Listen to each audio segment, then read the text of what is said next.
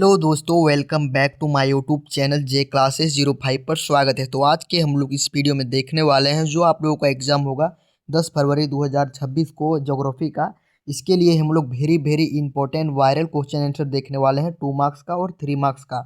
और ये सब क्वेश्चन आपके डायरेक्ट एग्जाम में देखने के लिए मिलेगा, इसलिए इस वीडियो को बिना स्किप करके देखिएगा और अंत तक देखिएगा। तो चलो हम लोग तब वीडियो को तब स्टार्ट करते हैं।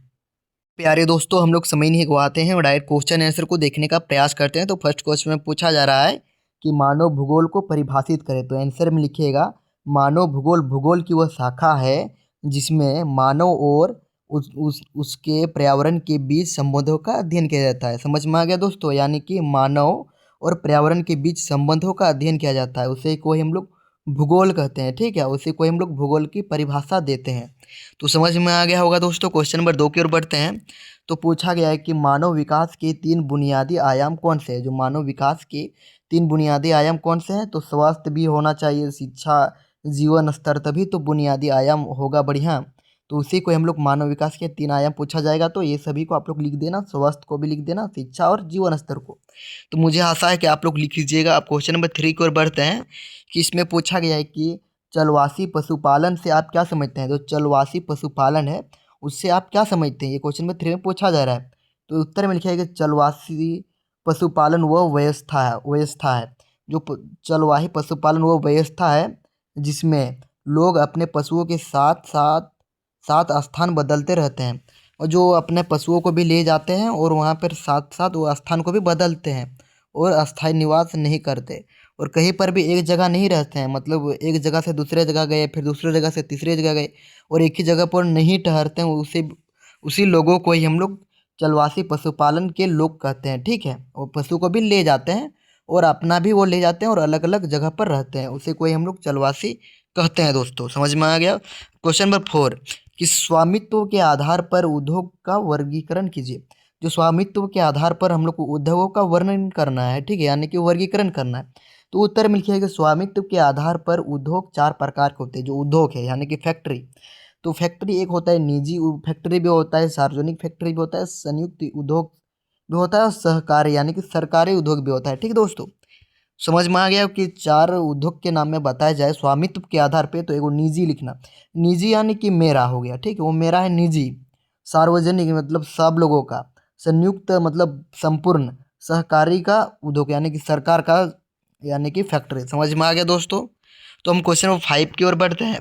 तो इसमें पूछा जा रहा है कि तृतीय क्रियाकलाप से आप क्या समझते हो? तृतीय क्रियाकलाप से आप क्या समझते हैं? तो तृतीय क्रियाकलाप वे कार्य हैं जो प्रदान करते हैं, जो सेवाएं प्रदान करते हैं। जिसमें जो सेवाएं प्रदान करता होता है उसी को हम लोग तृतीय क्रियाकलाप कहते हैं। यानी कि सेवा मतलब सेवा के अंतर्गत जो आता है उसको हम लोग तृतीय क्रियाकलाप कहते हैं। आप लोग समझ लीजिए, जैसे कि परिवहन, परिवहन भी एक सेवा होता है। किसी को शिक्षा देना वो भी सेवा होता है। व्यापार भी करना ये भी एक सेवा होता है। और बैंकिंग कार्य भी एक सेवा होता है। ये सब किसके अंतर्गत आया? तो ये सब आया तृतीय क्रियाकलाप के अंतर। तो ये पूछा जा सकता है ऑब्जेक्टिव में कि व्यापार कौन सा क्रियाकलाप के अंतर्गत आता है? तो उस समय आप लोग सही कीजिएगा तृतीय क्रियाकलाप के अंदर। उसमें बैंकिंग भी पूछा जा सकता है, तो बैंकिंग का भी तृतीयक में आप लोग सही कीजिएगा यदि ऑब्जेक्टिव में पूछा जाएगा तो। ठीक है दोस्तों, तो मुझे आशा है कि आप लोग को समझ में आ रहा होगा। और समझ में नहीं आ रहा है तो आप लोग कमेंट कीजिए, मैं और अच्छा से आप लोगों को समझाने का प्रयास करूंगा। ठीक है दोस्तों, क्वेश्चन नंबर 6 क्योंकि सवेज नहर किन 2 सागरों को जोड़ती है? जो सवेज नहर है वो किन 2 सागरों को जोड़ती है? तो सवेज नहर भूमध्य सागर यानी कि एगो भूमध्य सागर हुआ और एगो लाल सागर को जोड़ती है। जो पूछा जाएगा 2 मार्क्स में, यानी कि सवेज नहर किन 2 सागरों से जोड़ती है? तो आप लोग याद करना है कि भूमध्य सागर और लाल सागर को जोड़ती है। कौन कौन सागर? तो भूमध्य सागर और लाल सागर को जोड़ती है। तो मुझे आशा है कि आप लोगों को समझ में आ रहा होगा। दोस्तों अब क्वेश्चन नंबर 7 की ओर बढ़ते हैं कि जनसंख्या वृद्धि को परिभाषित करें। हम लोग को जनसंख्या वृद्धि को हम लोग को परिभाषित करना है। तो आंसर में किसी निश्चित समय में जनसंख्या की संख्या में होने वाली वृद्धि को जनसंख्या वृद्धि कहते हैं। मतलब अभी जो समय चल रहा है, ठीक है, तो उसी समय में हम लोग जनसंख्या को जो वृद्धि कितना हुआ उसको हम लोग देखेंगे, तो उसी को हम लोग जनसंख्या वृद्धि कहते हैं। ठीक है दोस्तों, तो मुझे आशा है कि समझ में आ गया वो क्वेश्चन नंबर 7। अब क्वेश्चन नंबर 8 की ओर बढ़ते हैं। इसमें पूछा जा रहा है कि फसल सघनता से आप क्या समझ तात्पर्य है या समझते हैं? दोनों एक बराबर होता है। या पूछा सकता है कि फसल सघनता से आप क्या समझते हैं या क्या तात्पर्य है? तो उत्तर में लिखिएगा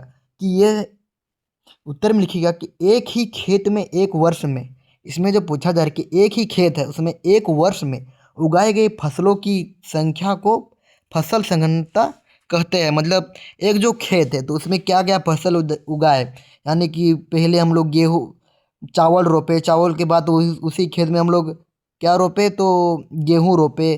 तो ये सब कितना प्रकार का उसमें खेती हुआ, और दो दो प्रकार का हुआ, 3 प्रकार के हुए। तो उसी को ही हम लोग जो कहते हैं, एक वर्ष में जितना प्रकार का खेती होता है उसी को हम लोग संघनता कहते हैं दोस्तों। तो मुझे आशा है कि मैं जो आप लोगों को समझा रहा हूँ तो आप लोगों को समझ में आ रहा होगा दोस्तों। क्वेश्चन नंबर 9 कि भारत के पूर्वी तट पर स्थित किन्हीं 4 पत्तनों के नाम लिखे। ठीक है, जो भारत है तो भारत में स्थित किन्हीं 4 पत्तनों के नाम लिखिए या लिखे। तो आंसर में लिखिए कि भारत के पूर्वी तट के 4 प्रमुख पत्तन है, क्या क्या है। तो पहला में आप लोग लिखिए कोलकाता है, और एक तो प्रायद्वीप और विशाखापट्टनम है और चेन्नई है। ठीक है, ये चारों जो है वो पूर्वी तट के स्थित किन्हीं 4 पत्तनों के नाम है। ठीक है दोस्तों, तो मुझे आशा है कि 9th भी आप लोगों को समझ में आ गया, क्वेश्चन नंबर 9 नंबर भी। अब क्वेश्चन नंबर 10 कि जनसंख्या वृद्धि को परिभाषित करें। तो किसी देश या क्षेत्र में लोगों की संख्या बढ़ने की प्रक्रिया को ही जनसंख्या वृद्धि कहते हैं। ठीक है, और ये दोस्तों ये क्वेश्चन बहुत इंपॉर्टेंट है, इसलिए देखो पहले भी ये क्वेश्चन पूछा गया है और अभी भी मैं यहाँ पर बताया जा रहा हूँ। मतलब ये क्वेश्चन आप लोगों के बहुत इंपॉर्टेंट है। ठीक है दोस्तों, तो इसको किसी देश या क्षेत्र में लोगों की संख्या बढ़ने की प्रक्रिया को ही हम लोग जनसंख्या वृद्धि कहते हैं। ठीक दोस्तों, अब क्वेश्चन नंबर 11 की ओर बढ़ते हैं कि गहन कृषि किसे कहते हैं। जो गहन कृषि है उसे हम लोग क्या कहते हैं, ये क्वेश्चन नंबर 11 में पूछा जा रहा है। तो जब जब कम भूमि में अधिक श्रम, खाद और सिंचाई लगातार खेती की जाती है तो उसे गहन कृषि कहते हैं। मतलब गहन कृषि हम लोग किसे कहते हैं, यानी कि कम भूमि है, मतलब उसमें जगह कम है, और अधिक श्रम यानी कि बहुत मेहनत है, और खाद और सिंचाई लगातार लगातार खेती की जाती है, और लगातार उसमें खेती की जाती है और खाद और सिंचाई देकर। ठीक है दोस्तों, तो उसे गहन कृषि कहते हैं। तो उसको हम लोग क्या कहते हैं, तो उसे ही हम लोग गहन कृषि कहते हैं। तो क्वेश्चन नंबर हम लोग 12 की ओर बढ़ते हैं कि विनिर्माण उद्योग से आप क्या समझते हैं। जो विनिर्माण उद्योग है उससे हम लोग क्या समझते हैं या आप क्या समझते हैं, ये पूछा जा रहा है क्वेश्चन में 12 नंबर में। तो आंसर में लिखिएगा दोस्तों कि वे उद्योग जिनमें कच्चे माल को मशीनों द्वारा तैयार माल में बदला जाता है। मतलब लिखिएगा कि वे उद्योग जिसमें कच्चे माल को मशीनें द्वारा, जो कच्चे माल है यानी कि कपास है, ठीक है, तो कपास के मशीनों द्वारा तैयार माल में बदला जाता है। ठीक है, उन्हें विनिर्माण उद्योग कहते हैं। यानी कपास से हम लोग क्या बनता है, तो आप लोग देखिए कि कपास से क्या क्या बनता है, तो उसी प्रकार उसको जो विनिर्माण होता है उसी को ही हम लोग कहते हैं। ठीक दोस्तों, उन्हें विनिर्माण उद्योग कहते हैं। यानी कि किसी भी कच्चे माल को हम लोग फैक्ट्री में ले जाएं और वहाँ पर एक बढ़िया चीज़ बनाएं, तो उसी को ही हम लोग कहते हैं विनिर्माण उद्योग। यानी कि विनिर्माण उद्योग मतलब विनिर्माण उद्योग यानी कि फैक्ट्री। ठीक दोस्तों, तो मुझे आशा है कि समझ में आ रहा होगा, क्योंकि मैं आप लोगों को बहुत अच्छा समझाने का प्रयास करता हूँ, क्योंकि आप लोगों को बढ़िया से बढ़िया अंक लाना है दोस्तों। ठीक है, क्वेश्चन नंबर 13 कि पल्ली बस्तियाँ किसे कहते हैं। जो पल्ली बस्तियाँ किसे कहते हैं। ठीक, तो उत्तर में लिखेगा कि छोटी छोटी ग्रामीण बस्तियों को पल्ली बस्तियाँ कहते हैं। यानी कि पल्ली बस्तियाँ किसे कहते हैं, यानी कि जो छोटे छोटे जो ग्रामीण बस्तियाँ होती है उसी को हम लोग पल्लिया बस्ती कहते हैं, जहाँ कम लोग रहते हैं। यानी कि देखते होंगे कि गाँव देहात में तो कम ही लोग रहते हैं, लेकिन जो शहर होते हैं वहाँ पर ज़्यादा आदमी रहते हैं। तो हम लोग पल्ली बस्तियाँ किसे कहते हैं, यानी कि छोटे छोटे ग्रामीण बस्तियों को पल्ली बस्तियाँ कहते हैं। समझ में आ गया दोस्तों। अब क्वेश्चन नंबर में बढ़ते हैं अब 14 नंबर की ओर। तो इसमें पूछा जा रहा है कि सतत पोषणीय विकास क्या है। जो सतत पोषणीय विकास क्या है उसका हम लोग को जवाब देना है। तो ये जवाब कैसे देंगे कि वह विकास जो वर्तमान की जरूरी पूरी कर रहे थे। तो मतलब सतत पोषणीय विकास यानी कि वह विकास जो वर्तमान की ज़रूरत पूरी करे, यानी कि जो अभी क्या हम लोग को ज़रूरत है उसको पूरा करना। ठीक, और भविष्य की ज़रूरतों को नुकसान ना पहुँचाए और सतत विकास करे, और जो भविष्य में जो होगा उसको नुकसान नहीं पहुंचाते हुए उसे सतत विकास करे और उसे अच्छा से विकास करे। ठीक है दोस्तों, तो मुझे आशा है कि आप लोगों को समझ में आ गया होगा क्वेश्चन नंबर 14 नंबर भी। और ये सब क्वेश्चन आप लोग कॉपी में लिख लीजिएगा और नोट्स कर लीजिएगा। ठीक है, और याद भी कर लीजिएगा ताकि आप लोगों को एग्जाम में एक भी प्रश्न नहीं छूटा जाएगा। ठीक, और मैं आप लोगों के लिए इतना जब प्रयास कर रहा हूँ, तो आप लोग न्यू है तो सब्सक्राइब कर लीजिए और लाइक कर दीजिए। ठीक है, और मैं आप लोगों को जितना भी हो सके, जितना मेरे हिसाब से जितना इंपॉर्टेंट बन सकता है, तो मैं आप लोगों को बहुत से बहुत इंपॉर्टेंट क्वेश्चन आंसर आप लोगों को बताने का प्रयास कर रहा हूं, ताकि आपको एग्जाम में एक भी प्रश्न नहीं छूटे। ठीक है दोस्तों, एक भी प्रश्न नहीं छूटना चाहिए, चाहे वो ऑब्जेक्टिव हो चाहे वो सब्जेक्टिव हो। ठीक है दोस्तों, तो क्वेश्चन नंबर 15 की ओर बढ़ते हैं। कि ऋतु प्रवास क्या है, जो ऋतु प्रवास क्या है, तो आंसर में लिखिएगा जब लोग मौसम या रोजगार के कारण। ऋतु प्रवास क्या कहते हैं, जब लोग मौसम या रोजगार के कारण अस्थायी रूप से एक स्थान से दूसरे स्थान जाते हैं। यानी कि मौसम या रोजगार के कारण देखो, या अस्थायी रूप से दूसरे जगह जाते हैं, यानी कि जो झारखंड के लोग हैं वो बिहार काम करने जाते हैं, या उड़ीसा या अन्य गुजरात, ये अन्य जगह जाते हैं बाहर, तो एक जगह से दूसरे जगह जाते हैं, तो उसे ऋतु प्रवास कहते हैं। ठीक है, यानी कि रोजगार के लिए भी जाते हैं और मौसम भी। ठीक है दोस्तों, तो मुझे आशा है कि आप लोग को समझ में आ रहा होगा। अब क्वेश्चन नंबर देखते हैं अब 16 नंबर, कि व्यापार संतुलन से आपका क्या तात्पर्य है। जो व्यापार संतुलन है उससे आपका क्या तात्पर्य है, ये हम लोग को बताना है। ठीक दोस्तों, तो आंसर मिल के किसी देश के निर्यात और आयात, यानी कि निर्यात और आयात के अंतर को व्यापार संतुलन कहते हैं। या कि कितना लेन देन हुआ, आयात निर्यात कितना हुआ, क्या माल, कितना देश से कितना माल आया, तो बाहर से कितना माल गया, तो ये सब क्या हो रहा है, तो उससे हम लोग निर्यात और आयात कहते हैं दोस्तों। ठीक, तो उसको अंतर को व्यापार संतुलन कहते हैं। मतलब आयात निर्यात के जो अंतर हो रहा है ना, तो उसी को हम लोग व्यापार संतुलन कहते हैं। तो मुझे आशा है कि आप लोगों को 16 नंबर भी क्वेश्चन समझ में आ गया होगा दोस्तों। तो हम लोग क्वेश्चन नंबर 7 की ओर बढ़ते हैं।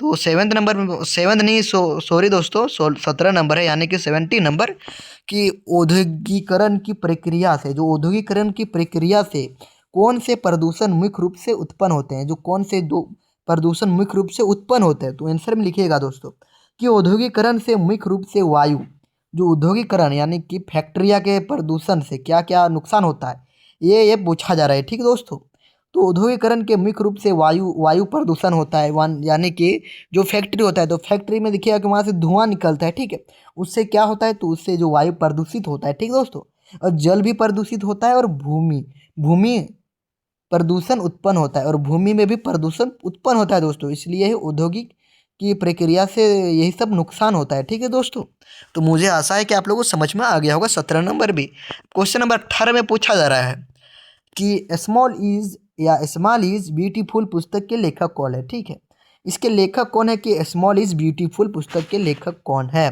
तो स्मॉल इज ब्यूटीफुल पुस्तक के लेखक E.F. सुमाकर है। कौन है, तो E.F. सुमाकर को ही हम लोग स्मॉल इज ब्यूटीफुल के लेखक कहते हैं। ठीक दोस्तों, ये क्वेश्चन बहुत इंपॉर्टेंट है दोस्तों। आप लोग एक भी क्वेश्चन को स्किप मत कीजिएगा, ठीक है, वरना आप लोग बाद में पछताइएगा और बोलिएगा कि सर मुझको कुछ मिला ही नहीं एग्जाम में। ठीक है, तो ऐसा नहीं होना होगा, इसलिए आप लोग बढ़िया से देख लीजिए और एक भी क्वेश्चन को मिस मत कीजिए। ठीक दोस्तों, क्वेश्चन नंबर 19, कि ITDP यानी कि ITDP किससे संबंधित है। जो ITDP है वो किससे संबंधित है, तो ITDP का अर्थ है एकीकृत जनजातीय विकास कार्यक्रम है। जो एकीकृत जो जनजाति है उसका हम लोग को विकास करने का कार्यक्रम है। ठीक है, उसे को हम ITDP कहते हैं। ITDP इसको ही हम लोग कहते हैं। क्वेश्चन नंबर 20, कि राष्ट्रीय जलमार्ग संख्या 1 किस नदी पर स्थित है। जो राष्ट्रीय जलमार्ग है यानी कि जल का मार्ग संख्या 1 किस नदी पर स्थित है, और किन दो स्थानों के बीच है, और किन दो स्थानों पर बीच स्थित है, ये पूछा जा रहा है क्वेश्चन नंबर 20 में। तो आंसर में लिखेगा प्यारे दोस्तों कि राष्ट्रीय जलमार्ग संख्या 1 गंगा नदी पर स्थित है। कौन नदी पर स्थित है दोस्तों, तो वो गंगा नदी पर स्थित है। ठीक, और यह प्रयागराज इलाहाबाद से हल्दिया के बीच, और प्रयागराज है वो मतलब इलाहाबाद से हल्दिया के बीच है। ठीक दोस्तों, तो समझ में आ गया होगा कि और एक बार बता दूँ तो, लेकिन और एक बार बता दे रहा हूँ क्योंकि ये थोड़ा आप लोगों को समझ में नहीं आ रहा होगा, कि जो राष्ट्रीय जलमार्ग जो संख्या है 1 वो गंगा नदी पर स्थित है, और 1 जो है वो कहाँ पर स्थित है, तो गंगा नदी पर स्थित है। ठीक दोस्तों, और ये प्रयागराज इलाहाबाद से हल्दिया के बीच, और ये किसके किसके बीच है, तो प्रयागराज इलाहाबाद से हल्दिया के बीच है दोस्तों। तो मुझे आशा है कि आप लोगों को अभी समझ में आ गया होगा क्वेश्चन नंबर 20 का भी। अब क्वेश्चन नंबर 21 की ओर बढ़ते हैं, कि गंगा नदी के किनारे पर प्रदूषण का मुख्य स्रोत क्या है। जो गंगा नदी जो किनारे जो प्रदूषण होता है उसका मुख्य स्रोत क्या है, यानी किस किस कारण से जो गंगा नदी वो प्रदूषण हो रहा है। ठीक है, तो आप लोगों को लिखना होगा कि गंगा नदी में प्रदूषण का मुख्य स्रोत क्या क्या है। एक औद्योगिक कचरा, यानी कि जो फैक्ट्री में जो कचरा बनता है उस सबको वहाँ पर फेंक देता है। ठीक, और घरेलू गंदा पानी, और घरेलू का गंदा पानी और धार्मिक गतिविधियाँ है, ये सभी कारण से ही जो गंगा है वो प्रदूषण हो रहा है दोस्तों। समझ में आ गया होगा। क्वेश्चन नंबर 22 कि भारत का सबसे बड़ा व्यापारिक साझेदार देश कौन सा है। जो भारत में जो पूछा जा रहा है कि व्यापारिक साझेदार देश कौन सा व्यापार करने का, ठीक है। तो भारत का सबसे बड़ा व्यापारिक साझेदार देश कौन है, तो चीन है, ठीक है। मतलब चीन से व्यापार भारत में ज़्यादा होता है, ठीक है। समझ में आ गया होगा दोस्तों। और एक बार बता देता हूँ, और एक बार बता दे रहा हूँ कि जो भारत का सबसे बड़ा व्यापारिक साझेदार देश कौन सा है, यानी कि व्यापार के लिए भारत को का व्यापार कौन किस देश से सबसे बड़ा व्यापार करता है, तो वो चीन से करता है। समझ में आ गया दोस्तों। अब क्वेश्चन नंबर 22 की ओर बढ़ते हैं कि भारत में कुल कितने रेल जोन है। भारत में कितने कितने रेल जोन है, रेल यानी कि रेलवे वाला। तो भारत में कुल 18 रेल जोन है। कितना है, तो 18 रेल जोन है दोस्तों। समझ में आ गया दोस्तों। क्वेश्चन नंबर 24 कि पशु और पूल कारक किसके लिए उत्तरदायी होते हैं। जो पशु है और जो पूल है वो किसके किसके लिए उत्तरदायी होते हैं। जो पशु और पूल का कारक प्रवास के लिए उत्तरदायी होते हैं। जो पशु है तो पशु और पुल, तो पशु किससे पार होता है, तो पुल से। पुल से ही तो हम लोग प्रवास करेंगे तभी तो हम लोग जाएंगे। तो ये हम लोग के लिए उत्तरदायी होता है कि नहीं। तो मुझे आशा है कि मैं जो आप लोगों को समझा दिया वो समझ में आ गया होगा दोस्तों। क्वेश्चन नंबर 25 की ओर कि भारत में सीमांत श्रमिक किसे कहते हैं। जो भारत है, भारत में हम लोग सीमांत श्रमिक किसे कहते हैं, ये क्वेश्चन नंबर 25 में पूछा जा रहा है। जो व्यक्ति एक वर्ष में 6 महीने से कम समय तक काम करता है। तो देखो श्रमिक मतलब श्रम यानी कि काम, ठीक है। मतलब इसमें पूछा जा रहा है कि भारत में सीमांत श्रमिक किसे कहते हैं, यानी कि जो व्यक्ति एक वर्ष में मतलब एक वर्ष यानी कि आधा साल में 6 महीने से कम समय तक काम करता है उसे सीमांत श्रमिक कहते हैं, ठीक है। सीमांत श्रमिक किसे कहते हैं, मतलब जो काम करने गया 6 महीना, वो 6 महीना काम कर दिया तो उसको हम लोग क्या बोलेंगे, वो सीमांत श्रमिक करके आया है, यानी कि 6 महीना काम करके आया है दोस्तों। तो समझ में आ गया को दोस्तों। क्वेश्चन नंबर 26 कि दूषित जल होने वाली कोई 2 बीमारियों के नाम लिखिए। जो दूषित जल यानी गंदा पानी से 2 बीमारियाँ क्या क्या होता है उसका हम लोग को नाम लिखना है दोस्तों, ठीक। तो उत्तर में लिखेगा दोस्तों कि दूषित जल से होने वाले 2 बीमारियां हैं।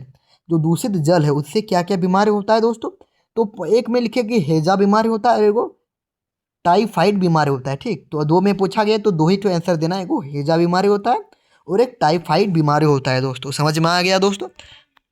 अब हम लोग ने देख चुके हैं क्वेश्चन नंबर 2 मार्क्स का हम लोग पूरा देख चुके हैं क्वेश्चन आंसर क्वेश्चन नंबर 26 तक। तो अब हम लोग क्वेश्चन नंबर अब देख चुके हैं। अब हम लोग 3 मार्क्स का क्वेश्चन आंसर देखने का शुरू करते हैं दोस्तों, ठीक है। और एक भी क्वेश्चन को मिस मत कीजिएगा, यानी कि 2 मार्क्स का भी आप लोग मिस मत कीजिएगा और 3 मार्क्स का भी आप लोग मिस नहीं कीजिएगा, ठीक है दोस्तों। तो आप लोग ध्यान से देखिए और अच्छा से समझने का प्रयास करिए। और जो मैं आप लोगों को बता रहा हूँ उसको आप लोग ध्यान से सुनिए, ठीक है, और समझने का प्रयास कीजिएगा, ठीक। तो यहाँ पर 3 मार्क्स के फर्स्ट क्वेश्चन में पूछा जा रहा है कि विश्व के विभिन्न देशों में भूमिगत खनन। जो विश्व के विभिन्न देश में भूमिगत यानी कि जमीन भूमिगत खनन विधियों की कोई 3 विशेषता स्पष्ट कीजिए। हम लोग कोई 3 विशेषता को स्पष्ट करना है, ठीक है दोस्तों। तो मैंने आप लोगों को 3 मार्क्स का थोड़ा लंबा बता दिया हूँ क्योंकि उतना कम लिखने से आप लोगों को 3 मार्क्स नहीं मिलेगा। लेकिन मैं यहाँ पर जितना लिखा हूँ ना, तो आप लोग इतना जब लिख लेंगे ना तो आप लोगों को 6 पॉइंट में आप लोगों को दिया हूँ, लेकिन आप लोगों को 3 मार्क्स एक भी बाहर नहीं जाएगा। जितना भी आप लोग कोशिश कीजिए, कोई भी एग्जामिनर जब इतना लिखेंगे तो आप लोगों को 3 मार्क्स गारंटेड देगा, ठीक है। तो आप लोग ध्यान से देखिएगा कि भूमिगत खनन विधि का प्रयोग, जो भूमिगत खनन विधि का प्रयोग तब किया जाता है भूमिगत विधि का प्रयोग तो तब किया जाता है जब खनिज धरातल के नीचे गहराई में पाए जाते हैं। जो खनिज होता है वो धरातल के नीचे गहराई में पाई जाती है, यानी कि जो खनिज होता है यानी कि खनिज संपदाएं यानी कि कोयला हो गया, ठीक है। तो बहुत नीचे गहराई में पाया जाता है, ठीक है। तो समझ में आ गया, इसी को ही हम लोग कहते हैं भूमिगत खनन विधि, ठीक। समझ में आ गया। पॉइंट नंबर 1 समझ में आ गया होगा दोस्तों। पॉइंट नंबर 2, इस विधि में सुरंगें बनाकर खनिज निकाले जाते हैं। और आप लोग कोयला के यदि खदान में गए होंगे या देखे होंगे तो वहाँ पर एक सुरंग जैसा होता है दोस्तों, ठीक है। हम लोग तो नहीं गए हैं, आप लोग भी नहीं गए होंगे तो आप लोग सुन लीजिए, और गए हैं तो बढ़िया बात है, ठीक। तो उसमें एक सुरंग होता है, ठीक।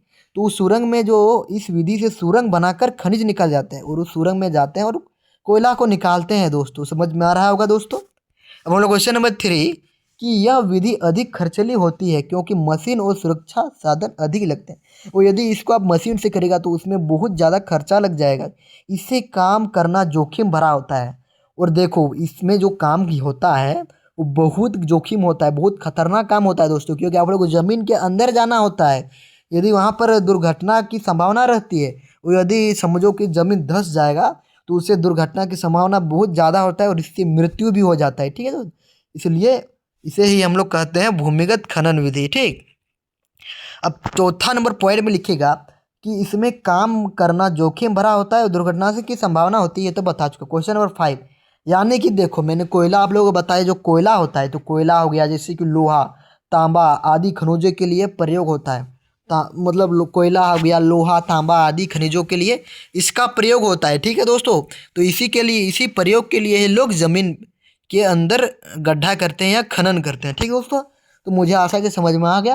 क्वेश्चन नंबर 6, कि यह विधि सतही खनन की तुलना में कम प्रदूषित फैलती है। यानी कि सतह यानी कि फैक्ट्री में तो बहुत ज़्यादा दूषित होता है, लेकिन ज़मीन से जो निकलता है उससे उतना प्रदूषित नहीं होता है दोस्तों। यहाँ पे ऐसा दिया गया, लेकिन मैं आप लोगों को साधारण भाषा में बता दिया दोस्तों। क्वेश्चन नंबर 2 में पूछा गया है कि विकास और वृद्धि में उदाहरण सहित अंतर स्पष्ट कीजिए। जो विकास है और वृद्धि है उसको हम लोग उदाहरण सहित हम लोग को उत्तर देना है दोस्तों। तो कैसे देंगे कि वृद्धि का अर्थ केवल मात्रा में बढ़ोतरी से है। जो वृद्धि होता है, जो वृद्धि कि आज के इतना पैसा का वृद्धि हुआ, आज ये इस चीज़ का वृद्धि हुआ, मतलब क्या क्या चीज़ का वृद्धि नहीं होता है, यानी कि बढ़ा होता है। ठीक है, बढ़ावा होता है, तो उसी को ही कहते हैं वृद्धि। यानी कि वृद्धि का अर्थ केवल मात्रा में बढ़ोतरी से है, बढ़ोतरी यानी कि वृद्धि हुआ। ठीक, उसके बाद विकास का अर्थ क्या होता है कि विकास का अर्थ जीवन स्तर में सुधार से होता है। जो हम लोग विकास करते हैं, जो हम लोग का जीवन स्तर उसको हम लोग सुधार करते हैं, तो उसी को हम लोग विकास कहते हैं। अब हम लोग फिर वृद्धि के बारे में देखते हैं कि वृद्धि केवल आर्थिक आंकड़ों पर आधारित होती है। जो वृद्धि होता है वो आर्थिक आंकड़ा पर ही आधारित होता है कि आज 100 रुपये में वृद्धि हुआ, कि आज इतना चीज़ में वृद्धि हुआ, तो ये सब वृद्धि होता है, उसको आंकड़ा में ही हम लोग देखा जाता है। ठीक है दोस्तों, और विकास में क्या क्या होता है, जैसे विकास में हुआ शिक्षा हो गया, तो हम लोग किसी को शिक्षा प्रदान देते हैं तो वो हम लोग विकास करते हैं कि नहीं। तो मैं आप लोगों को जो शिक्षा दे रहा हूँ तो मैं आप लोगों को विकास करता हूँ कि नहीं, तो आप लोग समझ सकते हैं दोस्तों। उसके बाद स्वास्थ्य और रोजगार शामिल होते हैं, उसमें स्वास्थ्य भी होता है यानी कि अपना हेल्थ भी होता है, और रोजगार भी शामिल होता है विकास के अंतर्गत। ठीक है दोस्तों, समझ में आ गया। उसका 5वां पॉइंट में लिखना है कि वृद्धि अस्थायी होती है और विकास अस्थायी, वृद्धि अस्थायी होती है, मतलब इसका कितना भी वृद्धि हो जा सकता है, उसका हम लोग पता नहीं कर सकते हैं। और विकास अस्थायी होती है, मतलब उसको हम लोग पता कर सकते हैं दोस्तों। क्वेश्चन नंबर 6, कि उदाहरण आय, यानी कि उदाहरण में एक बार देख लीजिए कि उदाहरण आय बढ़ना वृद्धि, जैसे उदाहरण में जो आय, जिसका आय बढ़ता है। ठीक है, आय बढ़ता है कि नहीं, आप लोग देखे होंगे कि या लोगों को प्रति व्यक्ति आय आप लोग पढ़े होंगे, तो उसमें आय बढ़ता है घटता है, तो वो क्या हुआ, एक प्रकार का वो वृद्धि हुआ। ठीक, और लेकिन शिक्षा व स्वास्थ्य सुधरना विकास है। वो यदि हम लोग शिक्षा को सुधारते हैं, वो स्वास्थ्य को सुधारते हैं, वो क्या हुआ, एक सुधारता है वो, उसको हम लोग क्या कहते हैं, तो उसको हम लोग कहते हैं विकास कहते हैं। ठीक दोस्तों, समझ में आ गया होगा। अब हम लोग क्वेश्चन नंबर 3 की ओर बढ़ते हैं। तो क्वेश्चन नंबर 3 में पूछा गया है कि गृह उद्योग की कोई 3 विशेषता वर्णन कीजिए। ठीक है, यानी गृह उद्योग की कोई 3 विशेषता को हम लोग को वर्णन करना है। ठीक है दोस्तों, तो सबसे पहले आप लोग उत्तर लिखिएगा और उसका आंसर लिखिएगा कि गृह उद्योग घर पर ही छोटे पैमाने पर चलाए जाते हैं। गृह यानी गृह विज्ञान, यानी कि होम साइंस होता है कि नहीं, हम लोग बोलते हैं, तो हम लोग गृह के बारे में यानी कि घर के बारे में, तो गृह उद्योग घर पर ही छोटे पैमाने पर चलाए जाते हैं। गृह उद्योग यानी कि घर में जो फैक्ट्री बनाया जाता है उसको हम लोग गृह उद्योग कहते हैं। आसान भाषा में समझ लीजिए, इसमें परिवार के सदस्य ही काम करते हैं। और इसमें जो गृह उद्योग होता है उसमें कौन काम करता है, तो आप लोगों को गृह यानी घर का फैक्ट्री, तो घर का फैक्ट्री में कौन काम करेगा, तो घर वाला ही करेगा। समझ में आ गया। इसमें कम पूंजी की आवश्यकता होती है, और घर में जो जो उद्योग बनाए जाते हैं गृह उद्योग, उसमें कम पूंजी से भी वो बनाया जा सकता है। और कच्चा माल स्थानीय स्तर पर मिलता है, और कच्चा माल है वो स्थानीय स्तर पर मिलता है। तो मुझे आशा है कि आप लोग गृह उद्योग तो बहुत आसान तरीके से समझ में आ गया होगा। उसके बाद 5वां पॉइंट में लिखिएगा कि उत्पादन सीमित मात्रा में होता है, और उत्पादन सीमित मात्रा में होता है, मतलब असीमित नहीं, सीमित, यानी कि जितना मात्रा का हम लोग को काम करना है उतना मात्रा में करते हैं। जैसे कि हथकरघा हुआ, अगरबत्ती, मिट्टी के बर्तन, ये सब क्या हुआ, एक गृह उद्योग हुआ। ठीक है, इसमें लोग घर में ही काम करते हैं, जैसे कि हथकरघा, अगरबत्ती, मिट्टी के बर्तन, वो सब अपना घर में ही काम करते हैं, गृह उद्योग बनाकर, यानी कि घर में फैक्ट्री बनाकर। उसके बाद लिखिएगा, ख़त्म हो गया। अब हम लोग क्वेश्चन नंबर 4 की ओर देखते हैं, 3 मार्क्स नंबर वाला में। तो इसमें पूछा जा रहा है कि भारत के छिटके एवं विखंडित ग्रामीण बस्तियों में अंतर स्पष्ट करें। जो भारत के जो छिटके एवं विखंडित ग्रामीण बस्तियों में हम लोग को स्पष्ट करना है, ठीक, उसका अंतर स्पष्ट करना है बस्तियों का। तो छिटकी बस्तियों में घर थोड़े थोड़े समूह से में होते हैं। जो छिटकी बस्तियों में जो घर होते हैं वो थोड़े थोड़े समूह में होते हैं, जबकि विखंडित बस्तियों में घर बहुत दूर दूर फैले होते हैं। ठीक है दोस्तों, और छिटकी बस्तियाँ पठारी क्षेत्रों में होती हैं। जो छिटकी यानी कि छोटा, समझ लो कि छोटा बस्तियाँ पठारी क्षेत्र में होती है। विखंडित यानी कि बड़ा बस्तियाँ पर्वतीय और वन क्षेत्र में पाई जाती है। छिटकी बस्तियों में संपर्क अपेक्षा आसान होता है। ठीक है, नहीं दोस्तों, ठीक है, छिटकी बस्तियों में संपर्क अपेक्षाकृत आसान होता है, ठीक। और विघटित बस्तियों में परिवहन की सुविधा कम होती है, यानी कि दूर, यानी कि जो छिटकी वस्तु है वो सामने हो जाता है, ठीक, और जो विखंडित वस्तुएं होता है वो दूर दूर होता है। छिटकी यानी कि सामने, वो जो घर घर होता है उसको हम लोग छिटकी बस्तियाँ कहते हैं। समझ में आ गया दोस्तों। क्वेश्चन नंबर 5 कि भारत में कृषि के लिए सिंचाई के महत्व को स्पष्ट करें। जो भारत में जो कृषि है, यानी कि जो खेती किया जाता है, तो उसके जो सिंचाई के बारे में हम लोग को, उसके महत्व को हम लोग को स्पष्ट करना है। तो कैसे लिखिएगा दोस्तों कि सिंचाई से फसलों को नियमित जल मिलता है। जो हम लोग सिंचाई करते हैं तो उससे क्या होता है, तो उससे जो फसल में हो उसमें अच्छा जल उसको मिलता है, या तो नियमित जल मिलता है दोस्तों। इससे वर्षा पर निर्भर कम होता है, और जो हम लोग सिंचाई करते हैं उस पर हम लोग को वर्षा का कोई उतना निर्भर नहीं होते हैं हम लोग। वर्षा होगा तभी भी हम लोग को ठीक होगा फसल, और नहीं होगा तभी भी होगा। इससे हम लोग वर्षा पर आश्रित नहीं होते हैं, और इसमें इससे वर्षा पर निर्भरता कम होती है, यानी कि वर्षा जरूरी है लेकिन कम जरूरी है, नहीं भी होगा तो फसल हो जाएगा। फसलों का उत्पादन बढ़ता है। वो सिंचाई से क्या होता है, पानी देने से क्या होता है, तो फसलों का उत्पादन वो बढ़ता है दोस्तों। और 4th नंबर में कि बहुफसली कृषि संभव होती है। जो बहुफसली यानी कि जो बहुत, यानी कि बढ़िया से बढ़िया फसल होता है, ठीक, उसी को हम लोग बहुफसली कहते हैं, वो संभव होती है, ठीक। उसके बाद लिखिएगा 5 नंबर पॉइंट भी, सूखा प्रभावित क्षेत्रों में खेती संभव होती है। जो सूखा यानी कि सूखा जगह है, वहाँ पर यदि पानी नहीं आएगा तो वर्षा नहीं आएगा तो उससे खेती नहीं होगा, लेकिन उसको हम लोग यदि सिंचाई करेंगे तो देखो उसमें भी हम लोगों को खेती हो जाएगा दोस्तों, ठीक। वो संभव है खेती करने के लिए। किसानों की आय में वृद्धि होती है उस सिंचाई से। यदि हम लोग उसमें सिंचाई करेंगे तो बढ़िया अनाज फसल होगा, तो उसमें जो हम लोग किसान का होता है उसमें उसका आय वृद्धि होता है, क्योंकि उसमें उस समय उसका ज़्यादा फसल होता है तो उसका आय बढ़ता है दोस्तों। तो मुझे आशा है कि आप लोगों को समझ में आ गया होगा दोस्तों भारत में कृषि के लिए सिंचाई के महत्व को। अब क्वेश्चन नंबर 6 की ओर बढ़ते हैं दोस्तों कि जलागम प्रबंधन को स्पष्ट करें। जो जलागम प्रबंधन है उसको हम लोग को स्पष्ट करना है, यानी कि स्पष्ट कीजिए या स्पष्ट करें, इसका उद्देश्य क्या है और इसका हम लोग को उद्देश्य क्या है जलागम का, ठीक। तो आंसर में लिखिएगा कि जलागम प्रबंधन जल संसाधनों के संरक्षण की प्रक्रिया है, यानी कि जल संसाधन की संरक्षण की प्रक्रिया है। इसमें वर्षा जल को संग्रहित किया जाता है। इसमें क्या जाता है, तो वर्षा जल को संग्रहित किया जाता है, मतलब एक जगह रखा जाता है, ठीक। तो देखो जो वर्षा होता है तो वर्षा दिन में तालाब में पानी बह जाता है तो क्या हो जाता है, एक जगह संग्रहित हो जाता है, ठीक। समझ में आ रहा होगा। और मिट्टी के कटाव को रोकना इसका उद्देश्य है, और मिट्टी के जो कटाव है उसको रोकना इसका उद्देश्य है। और भूजल स्तर को बढ़ाया जाता है। और भूजल यानी कि भूमि में जल स्तर, जो भूमि में जो जल है वो ऊपर से आता है तभी तो भूमि में जाता है, तो भूमि का जो जल स्तर है उसको बढ़ा देता है, ठीक है दोस्तों। तो समझ में आ गया। और कृषि उत्पादन में सुधार होता है। और कृषि जो उत्पादन करता है खेती में तो उसमें क्या होता है, एक सुधार होता है, और पर्यावरण संतुलन बनाए रखने में सहायक मिलती है, या यह सहायता मिलती है। तो मुझे आशा है कि आप लोगों को समझ में आ रहा होगा दोस्तों, ठीक।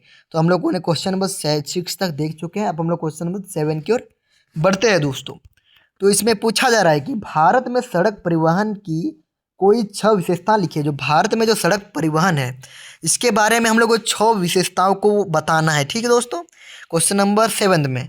तो आंसर में लिखिएगा दोस्तों कि सड़क परिवहन सबसे सस्ता होता है। जो सड़क परिवहन होता है वो सबसे सस्ता और सुविधाजनक साधन है और सुविधाजनक साधन है। यह गाँवों तक सीधी पहुंच प्रदान करता है और ये गाँवों में ही सड़क परिवहन सीधी पहुंच प्रदान करता है और कम दूरी के लिए उपयुक्त है और कम दूरी के लिए ये उपयुक्त है। इसमें दरवाज़ा सेवा मिलती है। इसमें जो सेवा मिलता है वो दरवाज़ा सेवा मिलती है। ठीक है दोस्तों। उसके बाद पहाड़ी क्षेत्रों में उपयोगी होता है।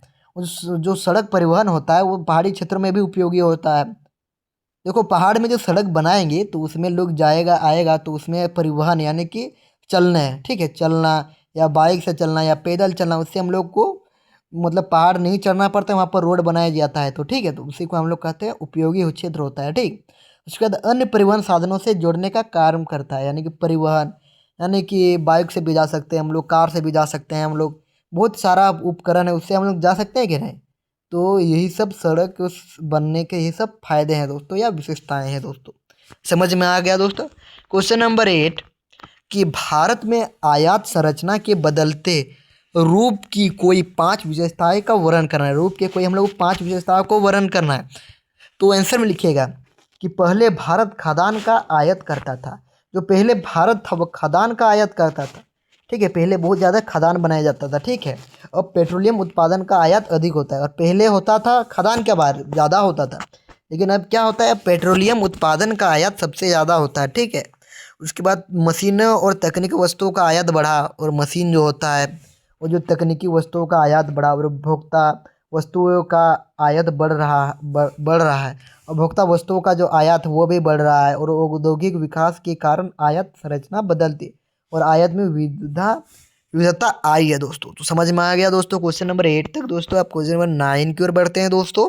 तो क्वेश्चन नंबर 9 में पूछा जा रहा है कि प्रवास के प्रतिकृष और अपकर्ष कारक में अंतर स्पष्ट कीजिए। ठीक है दोस्तों। तो दोस्तों आप लोग यहाँ तक पहुँच चुके हैं तो प्लीज़ आप लोग लाइक कर दीजिए और सब्सक्राइब कर लीजिए और कमेंट कर लीजिए प्यारा सा, क्योंकि आप लोग जब कमेंट करेंगे, लाइक करेंगे, सब्सक्राइब करेंगे तो मुझे अंदर से बहुत मोटिवेशन होगा। ठीक है दोस्तों, और मैं आप लोगों के लिए और इम्पोर्टेंट वीडियो बनाऊंगा। ठीक है दोस्तों, तो इसलिए आप लोग लाइक करें, सब्सक्राइब करें और कमेंट करें दोस्तों।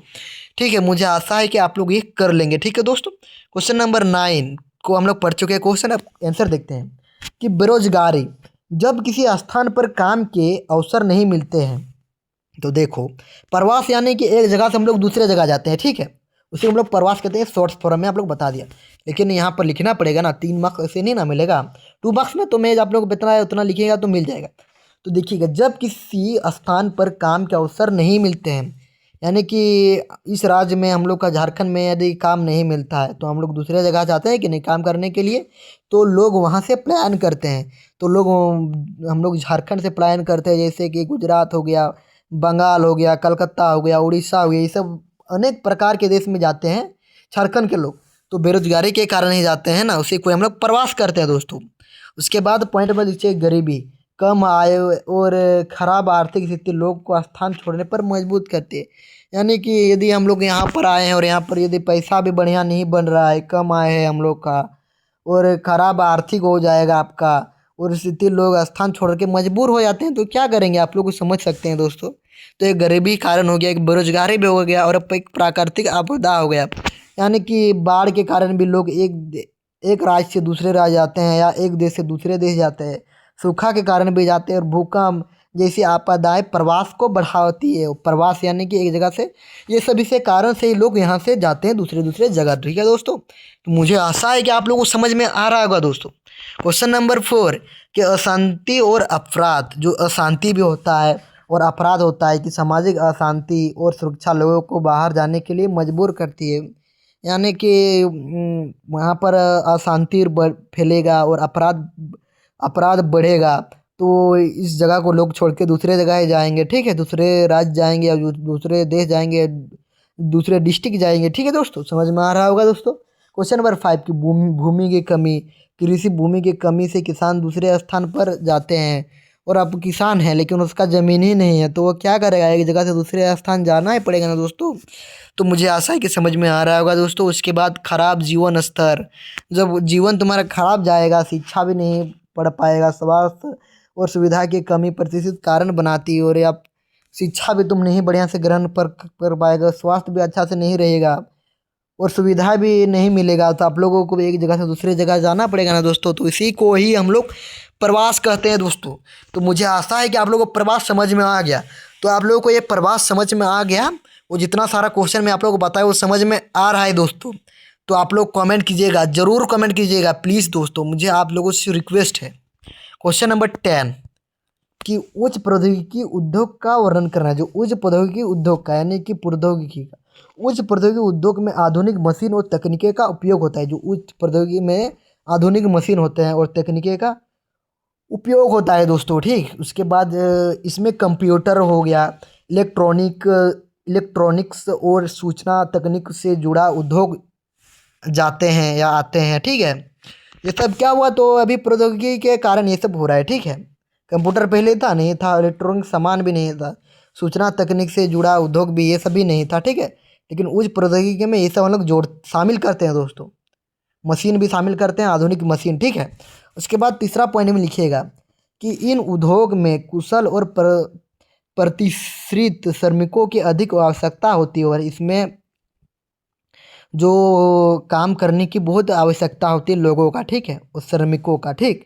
इसका उत्पादन मूल्य अधिक और गुणवत्ता उच्च होती है। इसका उत्पादन मूल्य अधिक होता है, लेकिन इसका जो दाम होता है वो बहुत ज़्यादा होता है, लेकिन उसका गुणवत्ता भी बहुत ज़्यादा होता है, ठीक है।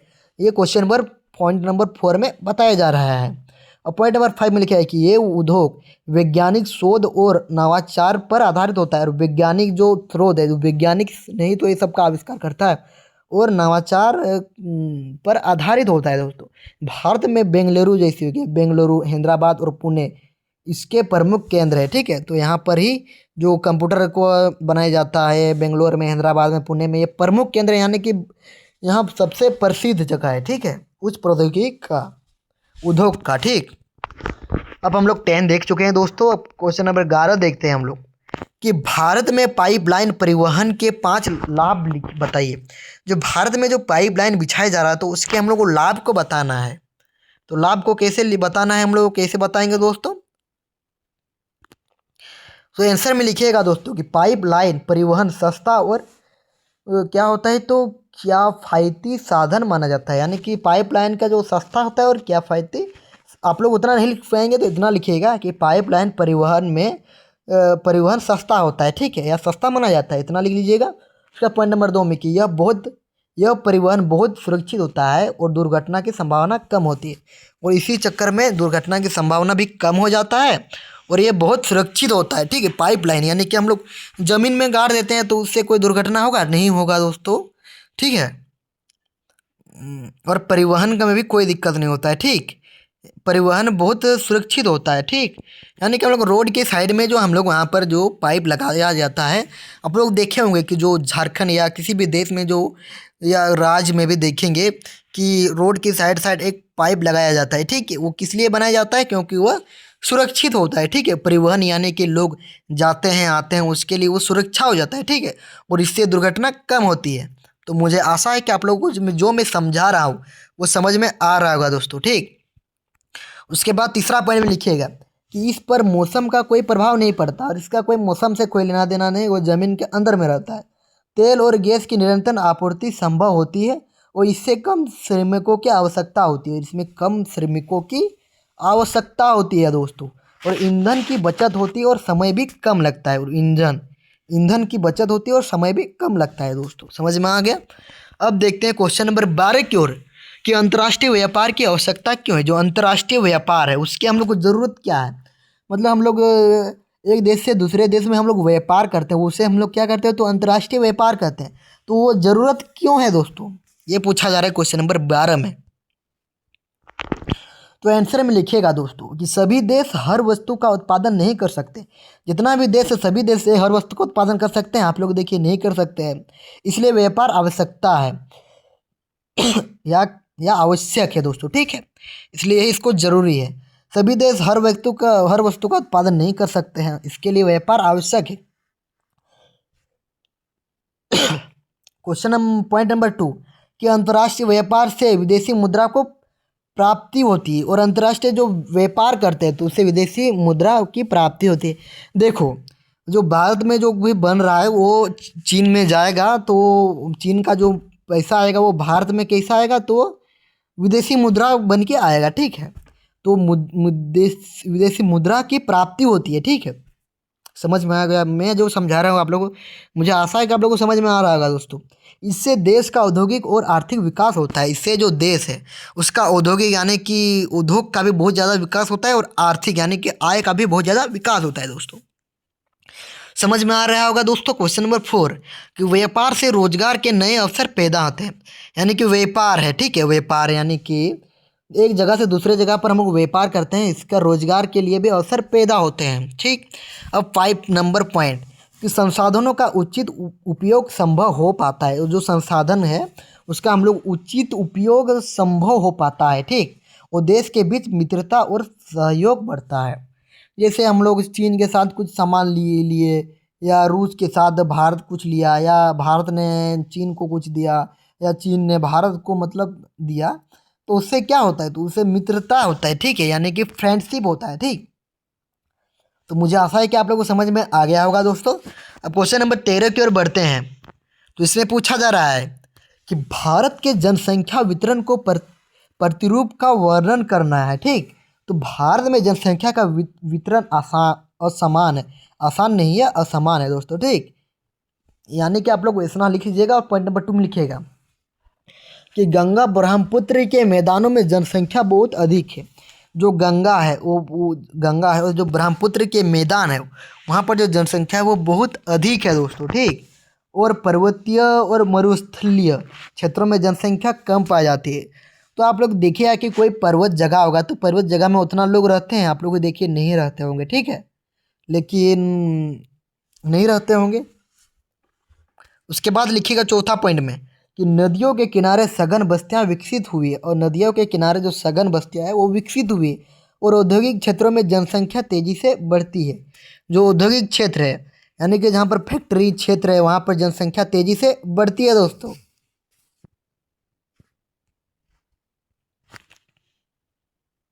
और पॉइंट नंबर 6 में दिया गया है कि जलवायु, मिट्टी और संसाधनों जनसंख्या को प्रभावित करते हैं दोस्तों। समझ में आ गया होगा। क्वेश्चन नंबर 14 कि पल्ली और परिचित ग्रामीण बस्तियों में अंतर स्पष्ट कीजिए, ठीक है। पल्ली के बारे में देखो हम बता चुके हैं, और ये पूछा जा सकता है, इसलिए आप लोग इसको भी ध्यान से देख लीजिए, ठीक है।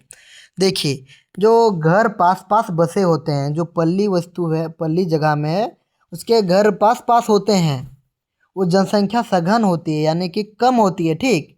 और घर घर पास पास होता है, और यह अधिकतर मैदानी क्षेत्र में पाया जाता है यानी कि गांव देहात के देश में, ठीक। यानी ये गांव देहात होता है यानी कि ग्रामीण जगह, तो वहाँ पर ऐसा देखने को मिलेगा कि घर पास पास होते हैं, सघन जनसंख्या होती है मतलब इतना भी नहीं, और यह अधिकतर मैदानी क्षेत्र में पाया जाता है। वो लोग सामूहिक जीवन जीते हैं, और ग्रामीण में देखिए कि वो सामूहिक जीवन जीते हैं, ठीक है। वो कृषि मुख्य व्यवसाय होते हैं। जो ग्रामीण जो क्षेत्र है वहाँ उसके जो क्या होता है, तो कृषि मुख्य व्यवसाय होता है, ठीक है दोस्तों। उसके बाद 6 पॉइंट में लिखिएगा कि सुविधाएं आसानी से उपलब्ध होती है। सुविधाएं भी अब आजकल जो गांव देहात में भी आसानी से उपलब्ध हो रही है, ठीक है। क्वेश्चन नंबर हम लोग ने देख चुके पल्ली वस्तु, अब हम लोग देखेंगे परिष्कृत बस्ती, ठीक है। घर दूर दूर होते हैं, जो परिष्कृत बस्ती है उसका जो घर होता है वह दूर दूर होता है दोस्तों। वो जनसंख्या विरल होता है यानी कि जनसंख्या विरल होता है, और यह पर्वतीय और पठारी क्षेत्र से मिलता है, और लोग एकांत जीवन जीते हैं, और पशुपालन प्रमुख कार्य होता है, और सुविधाएं दूर स्थित होती है दोस्तों। मतलब समझ में आ गया। वो था ग्रामीण जगह के लिए और शहरी जगह के लिए, और ये जो है वो पहाड़ पर्वतीय क्षेत्र के लिए है, ठीक है। जो पहाड़ होता है तो पहाड़ के क्षेत्र में देखिए कि दूर दूर ही घर होगा, जनसंख्या भी विरल होगा, एक दो आदमी रहेगा। पहाड़ में कितने लोग रहता है आप लोग देखते होंगे। और यह पर्वतीय और पठारी क्षेत्रों में मिलती है, और लोग एकांत जीवन जीते हैं। और पर्वत क्षेत्र में लोग अकेले ही रहते हैं ज़्यादातर। कितना ही लोग रहेगा पर्वत में, अकेलापन ही वहाँ पर ज़्यादा लगता होगा जो होगा पर्वत में। पशुपालन प्रमुख कार्य करते हैं, और जो पर्वतीय लोग रहते हैं वो जो प्रमुख कार्य क्या करते हैं, वो पशुपालन करते हैं। और सुविधा दूर स्थित होती है, और वहाँ से जो सुविधा होता है वो बहुत कठिनाई होता है दोस्तों। समझ में आ गया दोस्तों। तो मुझे आशा है कि आप लोगों को समझ में आ गया होगा। अब हम लोग क्वेश्चन नंबर 15 की ओर बढ़ते हैं दोस्तों कि भू तापीय ऊर्जा किसे कहते हैं, इसका महत्व बताइए। जो भू तापीय ऊर्जा है किसे कहते हैं, और इसका हम लोग को महत्व को बताना है दोस्तों। तो देखिए दोस्तों कैसे बताना है कि भूतात्विक ऊर्जा पृथ्वी के भीतर की ऊष्मा से प्राप्त होती है। जो भूतापीय ऊर्जा पृथ्वी के जो भीतर है उसकी जो ऊष्मा से होती है, ठीक है। और यह एक नवीकरणीय ऊर्जा है, और यह एक प्रकार का नवीकरणीय ऊर्जा है, ठीक है। इससे बिजली उत्पादन किया जाता है, ठीक है। इससे क्या उत्पादन किया जाता है? तो बिजली उत्पादन किया जाता है, और यह प्रदूषित रहित ऊर्जा है। प्रदूषित प्रदूषित रहित ऊर्जा है, ठीक है, भूतापीय ऊर्जा, ठीक। और कोयला और पेट्रोलों की बचत होती है, और ये ऊर्जा है, इससे जो पेट्रोल होता है और जो कोयला होता है इसका कम उपयोग होता है, ठीक। और भविष्य में ऊर्जा संकट को दूर करने में सहायक है, यानी कि भूत तापीय ऊर्जा, ठीक। अब क्वेश्चन नंबर 16 की ओर देखते हैं दोस्तों कि भारत में सड़क तथा रेल परिवहन एक दूसरे के पूरक है, स्पष्ट करें, ठीक है। जो भारत में जो सड़क तथा रेल है उसके जो परिवहन है तो उसके बारे में बात बताना है। सड़क परिवहन छोटी दूरी के लिए उपयोगी। जो सड़क है, जो सड़क देखो बनाया गया है तो वो किस लिए बनाया गया कि छोटी, मतलब छोटे छोटे जगह हम लोग जा सकते हैं सड़क से। और रेल परिवहन लंबे दूरी के लिए उपयुक्त है, यानी कि एक देश से दूसरे देश जाना या एक राज्य से दूसरे देश जाना, वो होता है उसके लिए, ठीक है, जो रेल होता है। तो आप लोगों को, मुझे लगता है कि ये सब आप लोगों को पता ही होगा। सड़क परिवहन गाँवों को शहरों से जोड़ता है। जो सड़क परिवहन है तो गांव से लोग शहर जाते हैं वो सड़क से जाते हैं, ठीक है, यानी कि रोड से, बाइक से, कार से जाते हैं। और रेल परिवहन बड़े औद्योगिक नगरों को जोड़ता है, ठीक। किसको जोड़ता है दोस्तों? सॉरी दोस्तों, स्किप हो गया, पार हो गया क्या।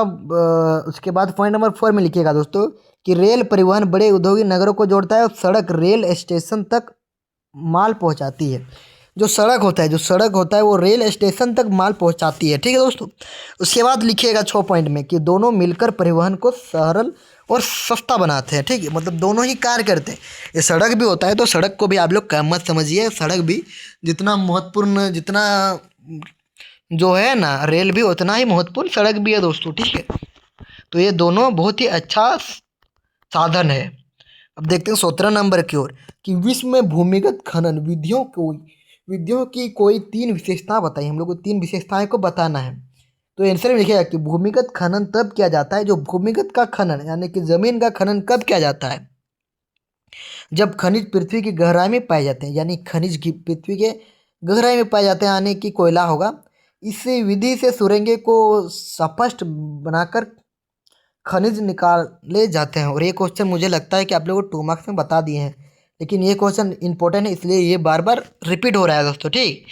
यह विधि अधिक खर्चीली होती है क्योंकि तकनीकी और सुरक्षा की ज़रूरत होती है। समझ में आ गया? ये क्वेश्चन मैं बता चुका हूँ इसलिए आप लोगों को थोड़ा जल्दी जल्दी बता रहा हूँ, ठीक है।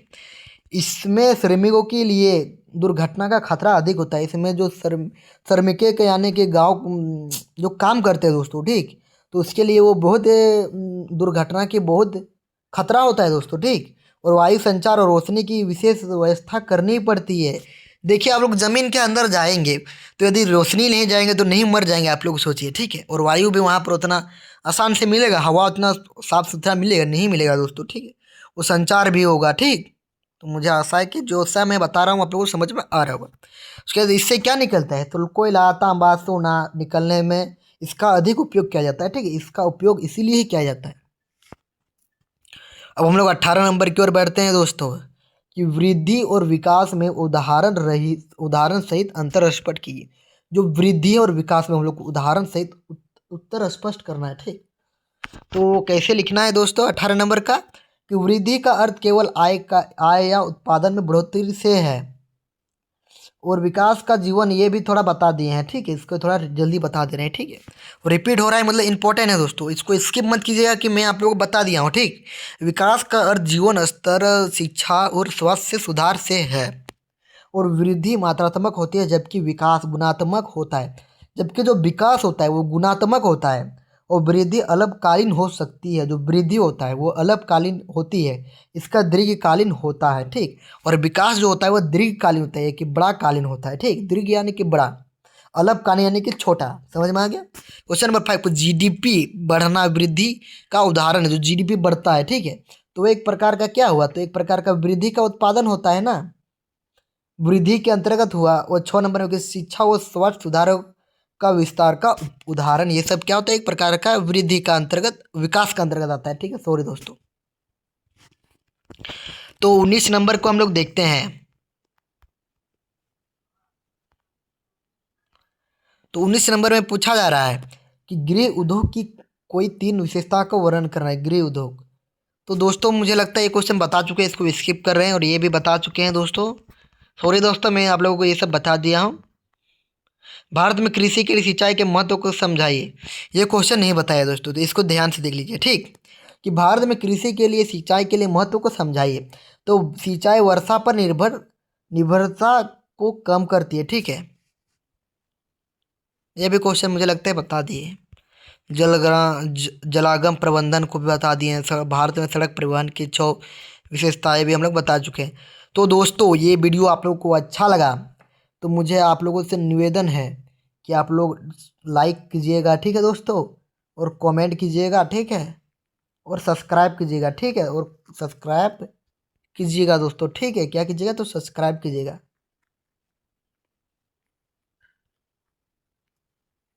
ठीक है दोस्तों। तो मुझे आशा है कि आप लोग कर दीजिएगा, क्योंकि मैं आप लोगों के लिए जब इतना मेहनत कर रहा हूँ दोस्तों, तो आप लोगों का भी एक फ़र्ज बनता है कि सपोर्ट करने का, ठीक है। तो आप लोग ज़्यादा से ज़्यादा सपोर्ट कीजिए। तो जितना आप लोग सपोर्ट करेंगे तो मैं उतना ही आप लोगों के लिए बढ़िया से बढ़िया क्वेश्चन आंसर और इसी प्रकार मैं आप लोग को ईजी से ईजी क्वेश्चन बताने का प्रयास करूँगा। तो मैंने आप लोगों को बता चुका हूँ, 2 मार्क्स का बता दिए हैं अभी और 3 मार्क्स का बता दिए हैं। यदि इस वीडियो पर आप लोगों का रिस्पॉन्स अच्छा रहा तो मैं आप लोगों के लिए अब 5 मार्क्स का क्वेश्चन आंसर तैयार करूँगा, जो डायरेक्ट आप लोगों के एग्जाम में देखने के लिए मिलेगा, ठीक है दोस्तों। और ये सब क्वेश्चन को आप लोग कॉपी में नोट्स कर लीजिएगा, ठीक। और अपने दोस्तों के साथ ज़्यादा से ज़्यादा शेयर कीजिएगा। तो जय हिंद, वंदे मातरम।